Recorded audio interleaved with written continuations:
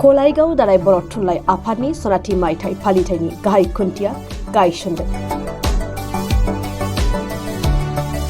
दुलाराय बर' थुनलाइ आफादनि कलाइगाव दालाय बर' थुनलाइ आफादनि सनाथि मायथाइ फालिथायनि गाहाय खुन्थियाखौ दिनै गायसननाय जायो। मख'नो गोनांदि अदालगुरि जिल्लानि उत्तर तेजियालपारा दाउगफा लाइमोन क्लाब आरो लाइब्रेरि लांगोनायाव फैगौ 3 आरो 4 मार्चआव खुंनो गोनां दालाय थुनलाइ आफादनि सनाथि मायथाइ फालिथायनि गाहाय खुन्थियाखौ गायसननानै होयो रेडिअ आर्टिस्ट दिरिसर बर' नार्जारिया।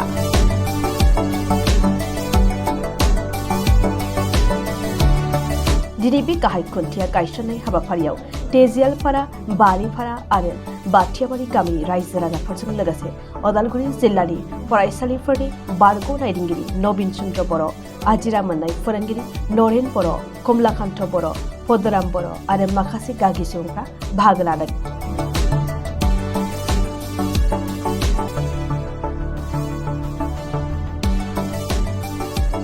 खुंनो गोनां कलाइगाव दालाय बर' थुनलाइ आफादनि सनाथि मायथाइ फालिथायनि सोमोन्दै रेडिअ आर्टिस्ट आरो रायदाव आफादनि आफादगिरि दिरिसर बर' नार्जारि आरो कलाइगाव दालाय बर' थुनलाइ आफादनि आफादगिरि महेन्द्र बर'आ मा फोरमायदों मिन्थिना लानि।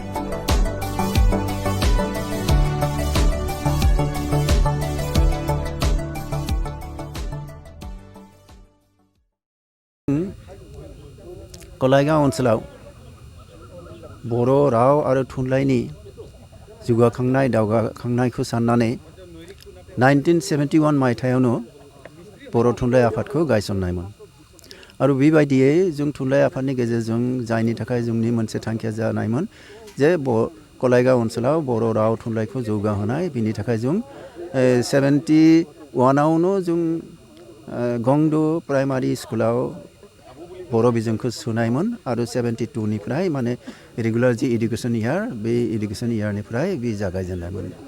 दा बेबायदियै जों थुनलाइ आफादनि गेजेरजों कलाइगाव ओनसोलाव मोनसे हारिनि जि माने राव थुनलाइ बेनि फारसे एसे साग्रिथाय लाबोनो थाखाय नाजागासिनो दङ आरो बे थुनलाइ आफादनि गेजेरजोंनो बेफोरखौ मावनानै फैनाय जादों। बिनि सिगाङाव जों 25 बोसोराव रुपाथि मायथाइबो फालिलांबाय आरो दिनै जों सनाथि मायथाइ फालिनो थाखाय थियारि जादों आरो बिनि थाखायनो बेयाव बे गुबै खुन्थिखौ दिनै गायसननाय जादों। रायजोफोरखौ मा मेसेज होनो सानो? आंनि बायदि मानसियाथ' रायजो राजाफोरखौ मेसेज होनायनि बेबायदि गोहो गैया। थेवबो जाय बर' मानसि जायफ्रा बर'नि जोलैयाव जोनोम जादों बिथांमोना बर' राव बर' हारिमु बेफोरखौ फोथांनानै लाखिनाय गावनि जि कालचार होननानै जायखौ बुंदों हारिमु होननानै जायखौ बुंदों बेखौ जाहाथे बयबो माने मान होयो फालियो बेखौनो आं लुबैयो। गुबैयै आथिखालाव सोलोंथाइनि बेलायाव जोंनि एसे माने बेले बेजे जानायखौ नुनो मोनो। गोबाङानो आथिखालाव जे बर' रावा गावनि राव नङा बेबायदि साननानै गुबुन बिजोङाव स्पेसियेलि बांसिनानो इंराजि बिजोङाव फरायनायखौ जों नुनो मोन्दों।